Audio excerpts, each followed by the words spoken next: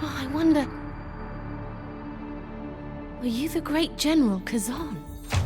The First Berserker Kazan is exhausting. Your hands will ache, your brain will fry, and you'll probably have to step away in frustration from time to time. It's a long, brutally difficult game that expects near perfection in its toughest encounters. But like a military recruit, this Souls-like extension of developer Neopol's Dungeon and Fighter universe breaks you down, and over time, builds you back up into a lethal weapon that's prepared to take on whatever hellish nightmares it has in store.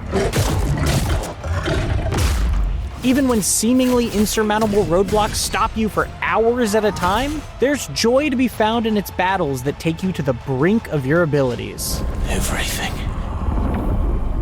This place. If there is a hell, then this is surely it. The First Berserker Kazan is a classic revenge tale. A celebrated general is betrayed by his empire and labeled a traitor. After being gravely injured, he's revived and possessed by a soul-thirsty specter. This underworld symbiote called the Blade Phantom is concerned with the Realm of Death's agenda, but reluctantly helps Kazan in his quest to spill the blood of those who wronged him. The thirst for revenge. This setup provides plenty to build on, full of medieval politics and occult forces. But the story after that is mostly thin and underwhelming. There is no way out. Kazan's Tour of Vengeance is mission-based rather than giving you an open or branching area to explore freely. You'll routinely return to a sparse hub area known as the Crevice between excursions. The floating stone sanctuary is visually interesting, but there's not a lot to do apart from inventory management and shopping. Distressed villagers, otherworldly advisors, former military cohorts, and more gather to add some minor connective tissue to the ongoing plot, but this place is more a necessity for picking up quests and crafting gear rather than an area to foster further flavor. If you need anything, just let me know. I've got stuff that might be useful.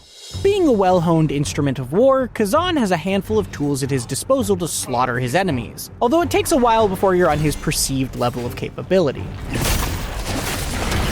The First Berserker has 3 types of weapons. You can choose the powerful but slow greatsword, a nimble stamina-draining spear, or the whirling assault of the dual blades. It's great how unique these weapons are from one another, offering transformative movesets ranging from methodical to all-out aggressive.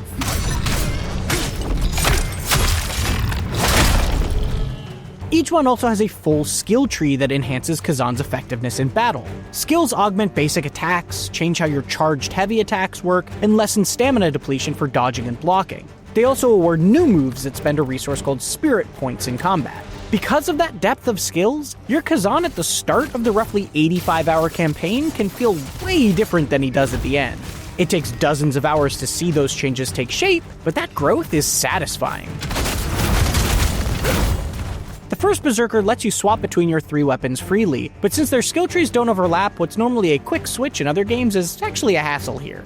For instance, in Dark Souls, most weapons have light and heavy attacks, with maybe a special ability available when switching to a 2-handed grip. Weapons in the First Berserker, on the other hand, have skill point changes and loadouts of unique spirit attacks. You're essentially respecking a bespoke class. Thankfully, there's no reason not to just stick with one weapon like the dual blades if you like it most. And if you do decide to make the jump to another weapon, you can reallocate skill points at no charge, although that process is just obtuse and annoying enough to make doing so on the fly unappealing.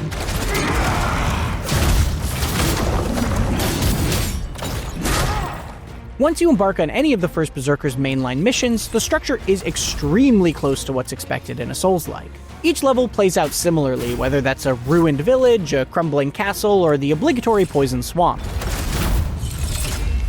You'll slay dangerous enemies patrolling the area, figure out how to survive with limited healing items, and collect spoils of the dead until you make it to the next Blade Nexus. It's a familiar formula, but it recreates that loop well enough, with levels smartly built to weave back to prior safe areas. Sadly, exploration is almost non-existent, making levels more about getting from point to point. There's a lack of cool, optional areas to stray into or bosses to stumble across while adventuring that could have brought some much-needed spice. Capping off each mission is a tooth-and-nail fight with that area's boss, each of which represents a potentially substantial roadblock. The boss of Mission 2, the manifestation of souls possessing our hero, sets the stage for what to expect early on. Its aggressive melee attacks are deadly, with constant weapon swaps meant to keep you on your toes. Another early boss, a bipedal goat demon wielding a flaming spike and hammer, hits hard and often, occasionally lighting the battlefield ablaze. And while you could try to grind weaker enemies before them to collect Kazan's version of souls, called Lacrima, to boost your stats and increase your chance of living, the actions you take in the heat of battle are far more important. Kazan's bosses are just painfully tough, and the early ones are like a brick wall. Smaller enemies leading up to each boss will somewhat teach you how to deal with certain attacks, but there's little to ramp you into what is continuously asked of you moving forward. There's also no easy way to smash your way through these early walls in the First Berserker, like finding an overpowered item or excessively juicing your stats. Even in a brutal game like Elden Ring, a notorious early boss like Margit can be overcome more easily if you spend some time getting stronger in the areas before him. While grinding helps, it's not the cure to every situation here. These fights are tough, but they're also extremely rewarding if you stick them out. What starts as a peak point of frustration becomes the best part of the First Berserker after a certain point, as the bosses are ultimately what make it worth playing. My lord, get out of here! They're incredibly hard to take down, but can eventually all be read like a book, with telegraphed moves that reveal predictable strategies they'll use throughout the fight. The process of learning each oppressive boss's moves and tells and figuring out when it's ideal to dodge or block is extra important here. Every death becomes a learning experience, and every restart is a chance to refine your attacks and survive with newfound knowledge. Yes, there are plenty of cheap attacks, one-hit kills, and groan-inducing mistakes too, but studying each big boss is as enjoyable as the catharsis of finally taking them down.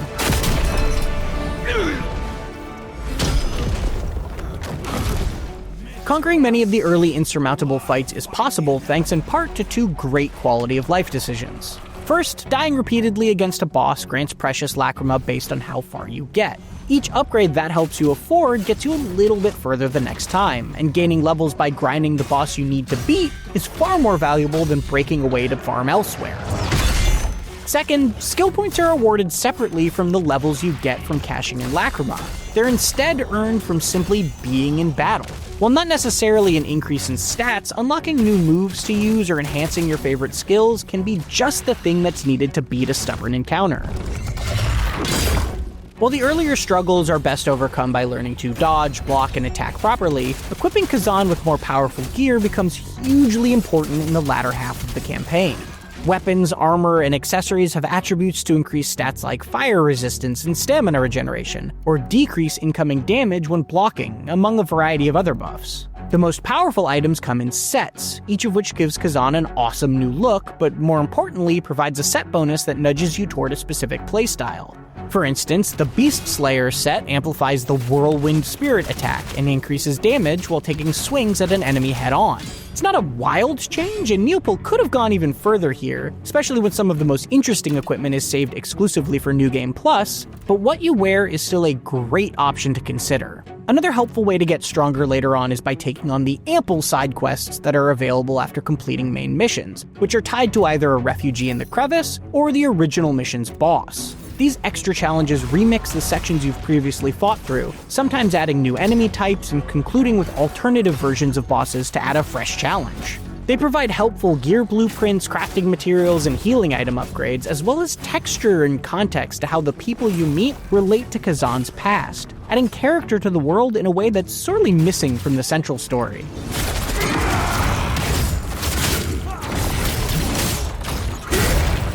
Once you find your foothold and gain some new abilities, the First Berserker Kazan's devastating bosses start to shine. They're the reason to play this brutal but impressive Soulslike, and they only get better and more mechanically satisfying as you go. It can be a steep and demoralizing climb, especially in the early hours, but there's an exhilaration in executing split-second guards and dodges in order to escape relentless attacks before hitting foes with your own flurry of steel. The First Berserker Kazan might be the hardest game you'll play this year, but learning to take on the worst this Soulslike has to offer at the start imbues you with the confidence to press on. The journey is tough and it may not be for everyone, but with time and practice, it's well worth seeing it through.